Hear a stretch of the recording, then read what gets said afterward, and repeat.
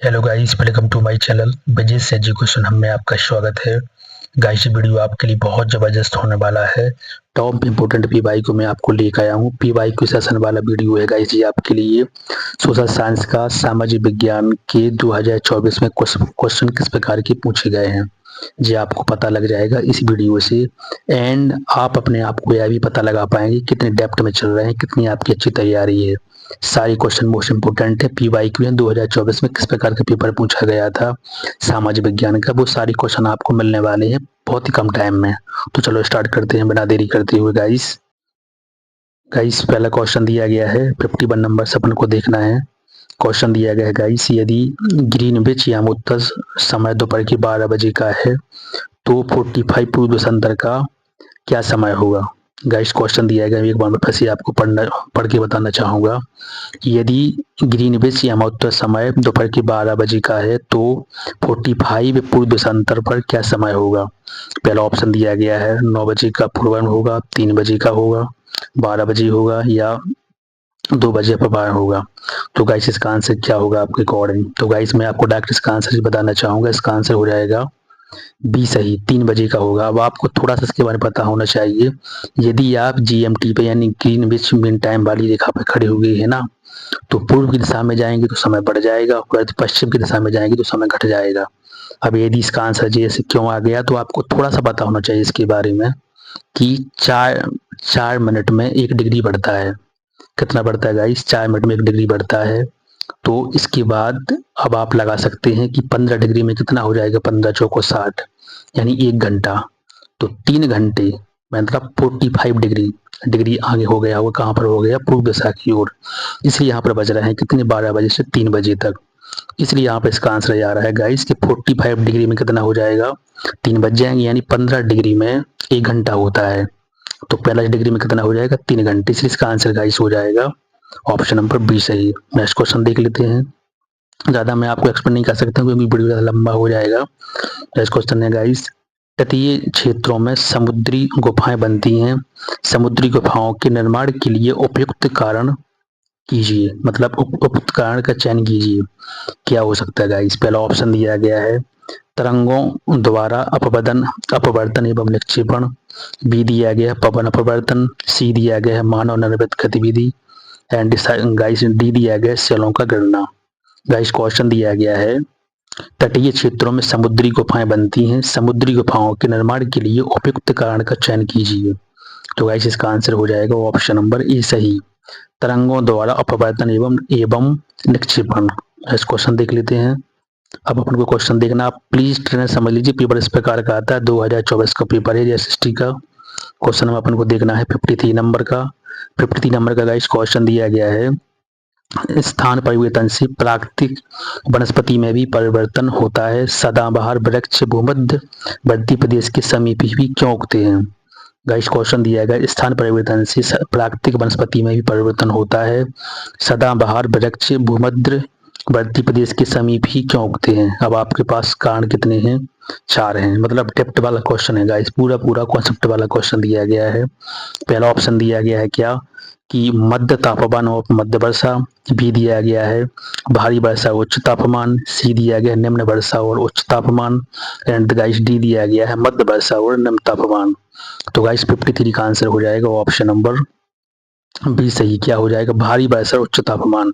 मैं आपको इसमें थोड़ा बताना चाहूंगा। यदि आप भूमध्य सागरीय रेखा पे खड़े हुए हैं, यानी जिसका दूसरा नाम गाइस किया, उसका दूसरा नाम है बृहस्पति रेखा। तो वहां पर क्या होता है, सूर्य की किरणें सीधी चमकती हैं, सीधी उस पर पड़ती हैं। जब यदि सूर्य की किरणें उस पर सीधी सीधी गिरेंगी तो वहां पर क्या होगा, वहां पर होगा क्या, टेम्परेचर ज्यादा बढ़ेगा। ज्यादा तापमान बढ़ने के कारण वहां पर वर्षा होगी। तो वहां पर क्या होता है गाइस, सुबह के टाइम तो वहां पर बढ़िया धूप निकलती रहती है, लेकिन 2-3 बजे के टाइम पर वहां पर हर रोज वर्षा होती है। और हर रोज वहाँ वर्षा होती है और शाम के टाइम में फिर से धूप निकल आती है। इसी वजह से वहां पर वहां के जो मतलब पौधे वगैरह होते हैं सदाबहार होते हैं, एकदम खिले रहते हैं गाइस। बस यही उसका कारण है कि वहाँ सदाबहार बन पाए जाते हैं। यही क्वेश्चन ने पूछा है, सदाबहार वृक्ष भूमध्य वर्ती प्रदेश के समीप ही क्यों उगते हैं, क्योंकि वहाँ पर भारी वर्षा होती है, उच्च तापमान रहता है। यही इसका कारण हो जाएगा बी। आई थिंक ये आंसर आपको कभी नहीं भूलेगा। नेक्स्ट क्वेश्चन देख लेते हैं। ज़्यादा एक्सप्लेन करने से बस वीडियो लंबा ही हो जाएगी, इसलिए मैं आपको कम ही टाइम थोड़ा ही से एक्सप्लेन कर पाऊंगा गाइस। क्वेश्चन हम अपना देखते हैं 54 नंबर का। अक्षांशों के बारे में निम्नलिखित कथनों पर विचार कीजिए। तो अपन को देखना, इसका विचार करना है। 54 का आंसर हो जाएगा डायरेक्ट बी में। आपको इसका डायरेक्ट आंसर बताना चाहूंगा, मतलब इसका आंसर क्या हो जाएगा। मकर रेखा दक्षिणी गोलार्ध से होकर गुजरती है, तो इसका आंसर ये सही हो जाएगा। मतलब आपको पता है, थोड़ा इसको मैं देखो, इस क्वेश्चन को आप नेगलेक्ट भी कर सकते हैं। कैसे कर सकते हैं, जैसे पहला ऑप्शन इसका दिया गया है, उत्तर ध्रुवीय वृत्त बृहस्पति रेखा के 23.5 डिग्री उत्तर में विस्तृत, बिल्कुल भी नहीं है। जो ध्रुवीय वृत्त होते हैं बिल्कुल वो लास्ट में पाए जाते हैं, सबसे कोने में, यदि आपने ट्रू ग्लोब के बारे में स्टडी की होगी। और जो सी वाला मतलब ऑप्शन दिया गया है कि दक्षिण ध्रुवीय वृत्त बृहस्पति रेखा के 23.5 डिग्री, तो बिल्कुल भी नहीं है। दक्षिण ध्रुवीय वृत्त भी लास्ट में पाए जाते हैं, तो जे भी इसका नेगलेक्ट हो जाएगा, ऊपर वाले नेगलेक्ट हो जाएगा। और गाइस डी दिया गया 4th नंबर का, कर्क रेखा दक्षिण गोलार्ध में सबसे होकर गुजरती, तो आपको पता ही है कर्क रेखा उत्तर से गुजरती है, ये आपको पता ही है, बिल्कुल बीच एमपी से गुजरती है, तो ये भी इसका गलत हो जाएगा। तो इस प्रकार से आप ऑप्शन को नेगलेक्ट कर सकते हैं गाइस, इसलिए इसका आंसर हो जाएगा ऑप्शन नंबर बी सही। नेक्स्ट क्वेश्चन देख लेते हैं गाइस। बाइलिंगुअल है, आप इंग्लिश में समझ सकते हैं। यदि आपको हिंदी में थोड़ी प्रॉब्लम होगी तो you can see the English question. अब अपन देखते हैं 55 नंबर का क्वेश्चन।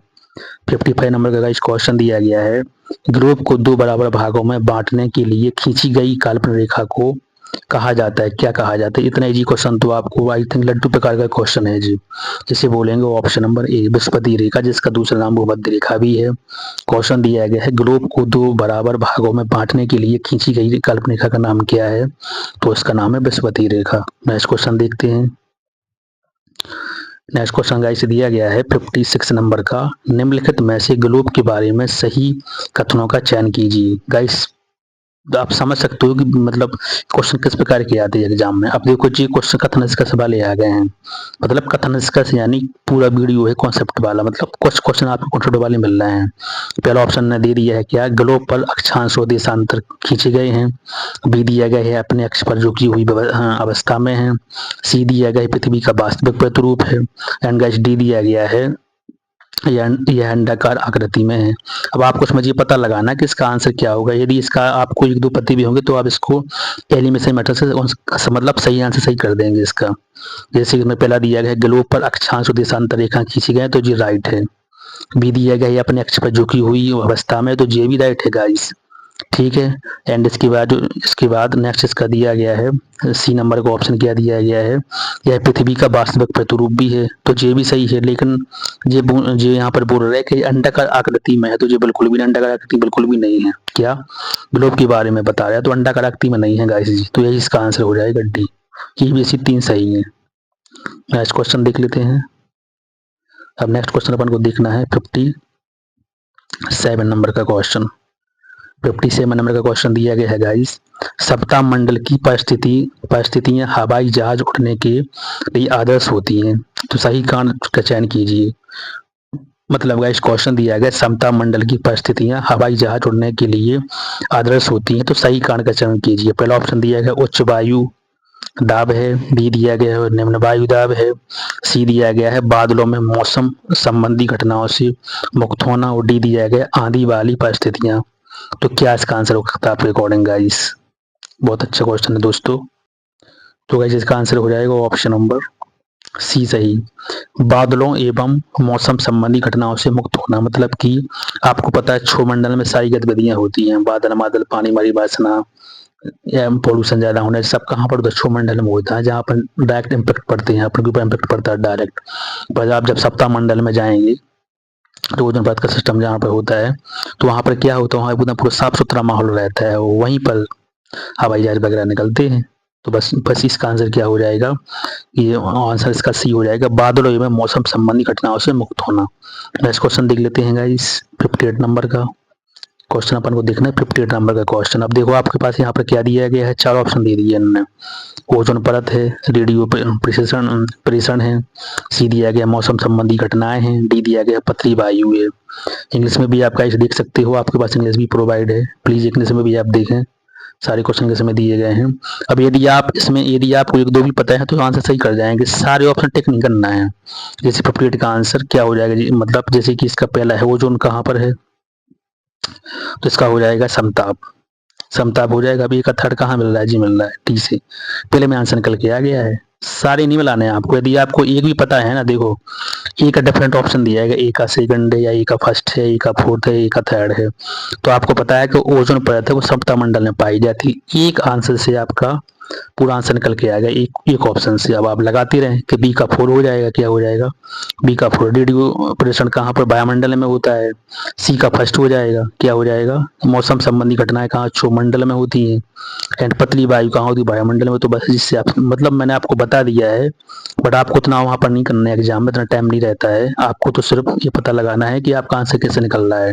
एक ऑप्शन से गाइस निकल आएगा, बस वही छोड़ देना, आपको आगे बढ़ जाना आंसर पर टिक करके। नेक्स्ट क्वेश्चन देख लेते हैं। 59 नंबर का क्वेश्चन गाइस, गल्फ स्ट्रीम एवं गर्म महासागरीय जलधाराएं हैं क्योंकि ये, अब बताएं आप। पहला ऑप्शन दिया गया ध्रुवों से भूमध्य रेखा की ओर चलती हैं। बी दिया गया है अंतर्भौम यानी भूमि से नीचे से गर्म होती हैं। सी दिया गया है गर्म पानी के झरनों द्वारा गर्म होती हैं। एंड गाइस डी दिया गया है भूमध्य रेखा के निकट उत्पन्न होती हैं। क्या इसका आंसर हो जाएगा आपके अकॉर्डिंग? तो गाइस इसका आंसर यही हो जाएगा, क्या, डी नंबर का, भूमध्य रेखा के निकट उत्पन्न होती हैं। क्या, गल्फ स्ट्रीम और गर्म महासागरीय धाराएं कहाँ पर क्या होती हैं जी, भूमध्य रेखा के निकट उत्पन्न होती है। बस आप जी एक टाइप रट लीजिए, तो जो गल्फ स्ट्रीम और गल्फ महासागरीय जलधाराएं होती हैं, इनका उद्गम कहाँ होता है, तो भूमध्य रेखा के निकट उत्पन्न होती है, यानी वो विषुवत रेखा के निकट। ऑप्शन नंबर इसका डी सही हो जाएगा। नेक्स्ट क्वेश्चन देख लेते हैं गाइस।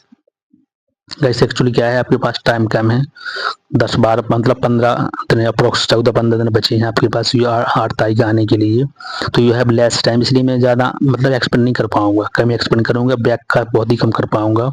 आपको डायरेक्ट आंसर बताऊंगा ताकि आपके पास पीवाई का घंटा ज़्यादा बढ़ सके एंड आप अपने आप को पता लगा पाएँ कि आपके कितने क्वेश्चन गलत निकल रहे हैं।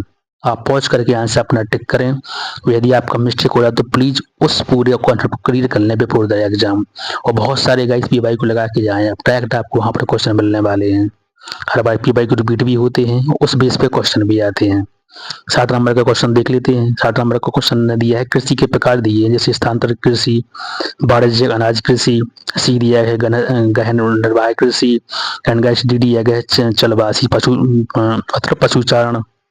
तो 60 का आंसर क्या हो जाए, 60 नंबर का। अब इसमें भी वही कहानी, यदि आप 1-2 सही कर जाएंगे तो आपका आंसर सही हो जाएगा गाइस। मतलब कि 60 का आंसर क्या हो जाएगा आपके अकॉर्डिंग, जैसे जी दिया गया पहला, तो पहले का क्या हो जाएगा, जी हो जाएगा सी नंबर का। स्थानांतरण कृषि है वो सघन वन वाले क्षेत्र में पाई जाती है। अब देखो इसका आंसर जी है, ए किस निकल के आ गया है। 60 का आंसर क्या हो जाएगा, बी हो जाएगा।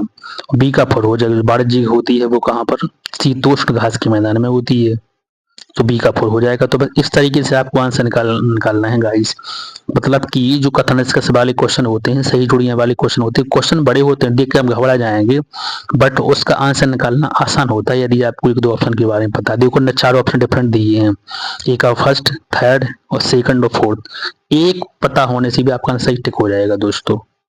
नेक्स्ट क्वेश्चन देख लेते हैं 61 नंबर का। इसमें आपको पता लगाना असत्य कथन क्या है। क्वेश्चन दिया गया है गाइस, निम्नलिखित कथनों में से ऊर्जा संसाधन पर असत कथन का चयन कीजिए। पहला ने दिया गया है कि बायोगैस ग्रीन हाउस प्रभाव का कारण होती है। बी दिया गया है सौर ऊर्जा नवीकरणीय ऊर्जा है। सी दिया गया है ज्वारीय ऊर्जा साम्य ऊर्जा है होती है। एंड डी दिया गया है पवन ऊर्जा प्रदूषण मुक्त ऊर्जा होती है। तो बताएं इसमें से क्या है। तो आपको असत्य कथन छांटना है, तो जी बोल रहा है ना, जैसे सी नंबर का है, इन्हें बोला है कि जी वाला ऑप्शन ज्वारीय ऊर्जा समाप यानी होती है, क्या होती है, समाप ऊर्जा होती है। तो जी इसका गलत है, समाप ऊर्जा नहीं होती है, ये इसका हो जाएगा। अदरवाइज इसके क्या ऊपर के तीनों सही है। नेक्स्ट क्वेश्चन देख लेते हैं 62 नंबर का। भाषा नंबर का क्वेश्चन अपन को देखना है गाइस, निम्नलिखित में से यातायात का कौन सा साधन अधिक दूरी पर भारी एवं बड़े आकार वाले सामानों को ढोने के लिए सबसे सस्ता है। गाइस क्वेश्चन दिया गया है, निम्नलिखित में से यातायात का कौन सा साधन अधिक दूरी पर भारी व बड़े आकार वाले मैदान सामान को ढोने के लिए सबसे सस्ता है। जल मार्ग है, रेल मार्ग है, वायु मार्ग है या सड़क मार्ग है। क्या हो सकता है गाइस आपके अकॉर्डिंग, इसका आंसर हो जाएगा ऑप्शन नंबर जल मार्ग। निम्नलिखित में से यातायात का कौन सा साधन अधिक दूरी पर भारी एवं बड़े आकार वाले सामान को ढोने के लिए सबसे सस्ता है, तो ऑप्शन नंबर इसका ये सही हो जाएगा। नेक्स्ट क्वेश्चन देख लेते हैं। अब इस टाइप के क्वेश्चन को ज़्यादा दिमाग नहीं लगाना है, सिर्फ टिक करो आगे बढ़ जाए। क्वेश्चन नंबर अपन को देखना है 63 नंबर का। अपने यातायात को बचाने के लिए जिस प्रकार के संसाधनों का हमें अधिक उपयोग करना चाहिए, सुझाएं क्या है। जैसे पहला ने दिया है क्या, नवीनीकरण साधनों और मानव निर्मित साधनों, एंड गाइस डी दिया गया है क्या, अजीब संसाधनों। तो अब इसका आंसर क्या होगा आपके अकॉर्डिंग? इसका आंसर हो जाएगा ऑप्शन नंबर बी सही। क्या हो जाएगा गाइस? बी सही हो जाएगा, नवीनीकरणीय संसाधनों। नेक्स्ट क्वेश्चन देख लेते हैं। गाइस प्लीज आपसे रिक्वेस्ट है, आप सभी दोस्तों से, प्लीज वीडियो को पॉज करके आंसर देने की कोशिश जरूर करें।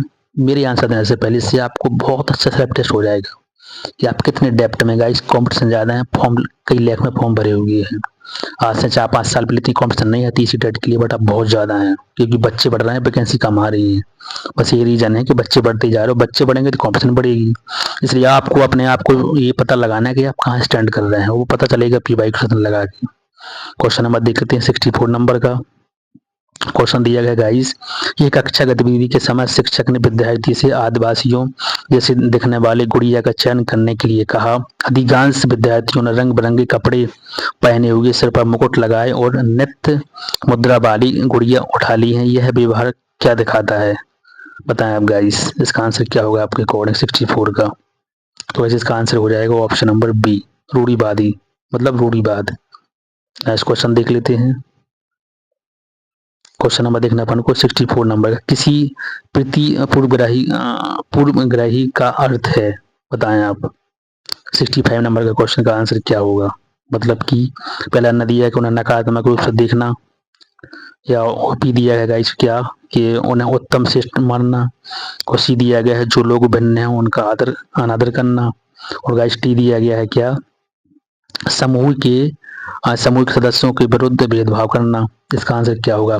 मतलब कि क्या बोला है उन्होंने? जी बोला है कि पूर्वग्राही होने का अर्थ क्या होता है जी, आपको उसका मिस निकालना है। 65 का आंसर हो जाएगा ऑप्शन नंबर ए सही। मतलब कि जैसे जी वाला दिया ना, ऑप्शन जी वाला, कि उन्हें उत्तम श्रेष्ठ मानना, तो जिसका इसको आप नेगलेक्ट करना, जिसका आंसर नहीं हो सकता है। मतलब कि उन्हें उत्तम श्रेष्ठ थोड़ी मानेंगे पूर्वग्राही को, बस इसको आप बाहर निकाल लेंगे बी को, तो इसका आंसर ये सही निकल के आ जाएगा। ऑप्शन नंबर इसका ही सही है। ये क्वेश्चन और देख लेते हैं गाइस। नेक्स्ट क्वेश्चन देख लेते हैं। क्वेश्चन दिया गया 66 नंबर का। निम्नलिखित कथनों को पढ़िए तथा सही विकल्प का चयन कीजिए। पहला दिया गया जैसे ऊपर नंबर का, संघीय व्यवस्था भारत में सांस्कृतिक विविधताओं की आवश्यकताओं तथा मांगों का पालन करती है। बी दिया है गाइस, यह देश में अभिशासन के बहुचलित चरण स्थापित करती है। क्या आंसर इसका होगा?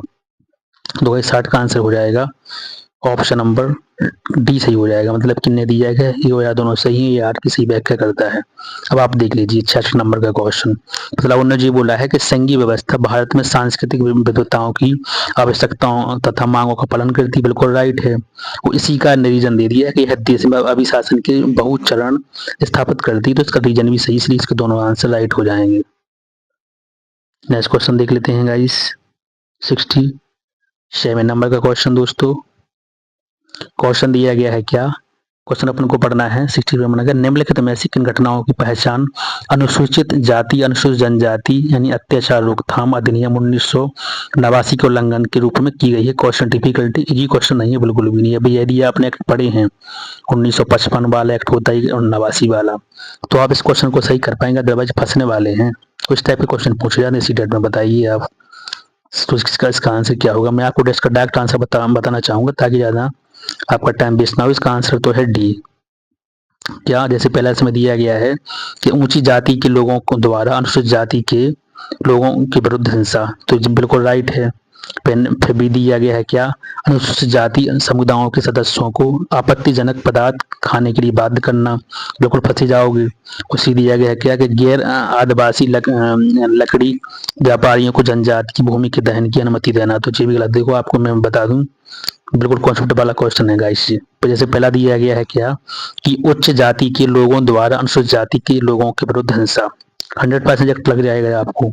यदि उच्च जाति के लोग हैं अनुसूचित जाति के लिए हिंसा करेंगे, मारेंगे पीटेंगे, कुछ भी गलत करेंगे, एक्ट लग जाएगा उनके ऊपर, तो जी बिल्कुल राइट सही है। अब बी ऑप्शन दिया गया है क्या, अनुसूचित जाति समुदाय के सदस्यों को आपत्तिजनक पदार्थ खाने के लिए बाध्य करना, तो भी फंसे जाओगे। मतलब अनुसूचित जो एसटी वाले हैं या एससी वाले हैं, वो यदि आप ऐसे आपत्तिजनक पदार्थ खिलाएंगे, जबरदस्ती बाध्य करेंगे खाने के लिए, एक्ट आपके ऊपर लग जाएगा, तो भी आप फंसने वाले हैं, फंस जाएंगे 100%। सीधी अगर गाइस क्या, गैर आदिवासी लकड़ी व्यापारियों को जनजातीय भूमि के दोहन की अनुमति देना। मतलब आपको पता है कि आदिवासी जो एरिया होता है वहाँ पर उनके लिए सेपरेट होता है, सरकार उनके लिए अलग से ही कानून बनाती है, वहाँ पर कोई बात मतलब बीच में इंटरफेयर भी नहीं करता है। और यदि कोई दूसरा है जो गैर आदिवासी मतलब जो आदिवासी नहीं है, उस समुदाय का आदमी है, वहाँ लकड़ी मकड़ी काटे या किसी और को बिजनेस टाइम में उनको बेच दे, तो वो वहाँ पे उनको लग जाएगा, तो फंस जाएंगे वो। इसलिए इसके ऊपर के आंसर तीनों सही हैं। और नीचे कर दिया गया अनुसूचित जाति समुदाय के सदस्यों से विवाह करना, तो ये नहीं है, ये तो इंटरकास्ट शादी बिल्कुल होती रहती है। तो इसका आंसर क्या हो जाएगा, डी सही हो जाएगा, इस चीज का आंसर ये हो जाएगा। मतलब देखो सारे क्वेश्चन मैंने आपको 4 ऑप्शन समझा दिए हैं, किस टाइप की कॉमन सेंस पढ़ के 4 ऑप्शन लगा के सही कर सकते। जाति माती भेदभाव को मतलब ही नहीं है, जाति तो आजकल होती है। इस तरीके से आप क्वेश्चन का आंसर निकाल सकते हैं दोस्तों। क्वेश्चन नंबर देखना है 68 नंबर का। मध्याह्न भोजन योजना ने विद्यार्थियों में जातिगत पूर्वाग्रहों को कम करने में सहायता की है तथा सामाजिक न्याय को बढ़ावा दिया है। सही विकल्प के लिए चयन कीजिए। क्वेश्चन दिया गया, मैं एक बार फिर से पढ़ना चाहूंगा। मध्याह्न भोजन योजना ने विद्यार्थियों में जातिगत पूर्वाग्रहों को कम करने में सहायता की है तथा सामाजिक न्याय को बढ़ावा दिया है। सही विकल्प का चयन कीजिए। अब देखो क्वेश्चन मैं आपको समझाऊं। जैसे पहला दिया गया, इनने क्या पहला दिया है कि सभी जातियों के बच्चे साथ साथ खाते हैं, तो बिल्कुल राइट है, साथ साथ तो खाते हैं। ये तो बिल्कुल पूछते भी नहीं है कौन जाति का क्या है। मतलब अपन सब सारे बच्चे वहां पर स्कूल के अंदर एंटर करते हैं तो वहां जाति माति भेदभाव सब बाहर निकल जाती है, सब बच्चे समान हैं। भी दिया गया है कि कई स्थानों में दलित महिलाओं को खाना पकाने के लिए रखा गया है, तो ये बात भी राइट है। जो वहां पर महिला अंदर खाना पका रही है स्कूल के अंदर, उसकी जाति नहीं पूछी जाती कि आप कौन सी कास्ट के हो, तो जे भी कम हुआ है।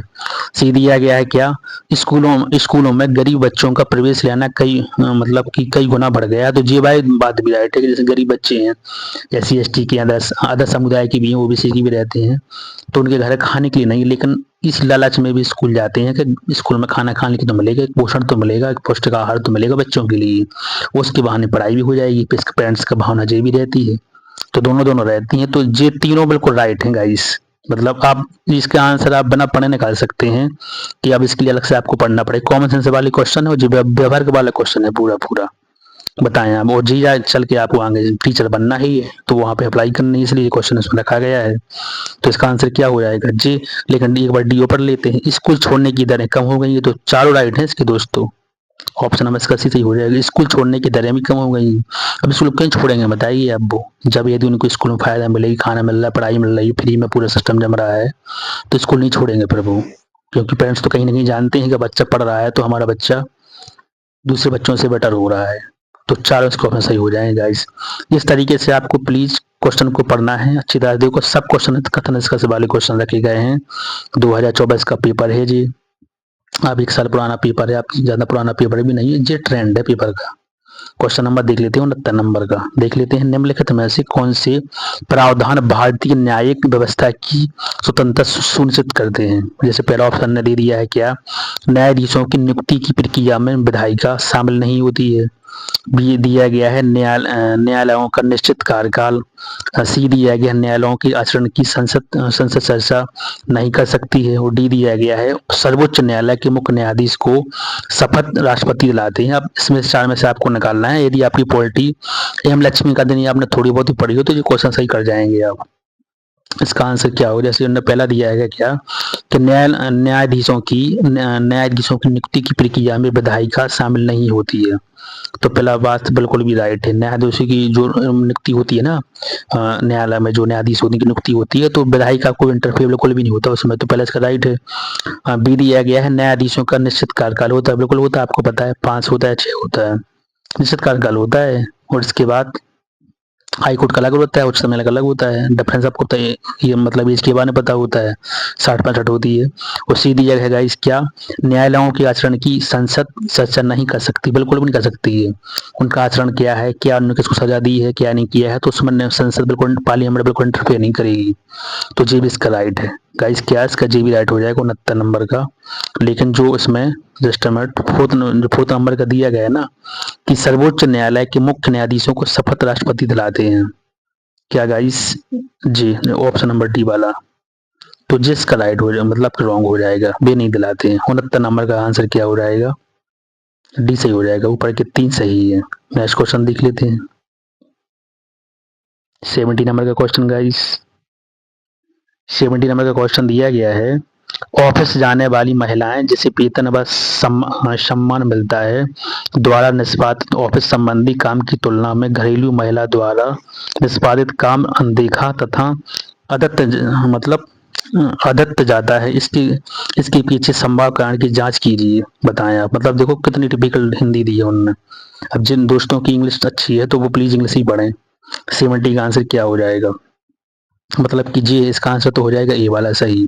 कार्यालयी काम का अति मूल्यन, मतलब कि जैसे मैं आपको क्वेश्चन समझाने क्वेश्चन दिया गया है कि ऑफिस जाने वाली महिलाएं जिसे जिसे वेतन एवं सम्मान मिलता है द्वारा निष्पादित ऑफिस संबंधी काम की तुलना में घरेलू महिला द्वारा निष्पादित काम अनदेखा तथा अदत्त जाता है। इसके पीछे का देखो मैं आपको बताऊं, ऑफिस महिला जा रही है, कम कम वहाँ पर काम मतलब काम भी कर रही है, स्टैंडर्ड तरीके से भी रह रही है, उसको ज़्यादा पैसे मिल रहे हैं, उसका मूल्य भी ज़्यादा है, समाज में परिवार में की इज्जत है, देश में भी इज्जत है। लेकिन जो घर पर एक महिला है जो अनपढ़ है, घर का पूरा काम संभाल रही है, ज़्यादा काम भी कर रही है, सबके ताने भी सह रही है, उसकी काम को कोई मूल्य भी नहीं है। तो जी उसका इसका मतलब पूरी क्वेश्चन का जी है जो मैंने आपको समझा दिया है, मूल इसका से ही निकल रहा है। तो इसलिए इसका आंसर जी हो जाएगा। कार्यालयी काम का अति मूल्यन है।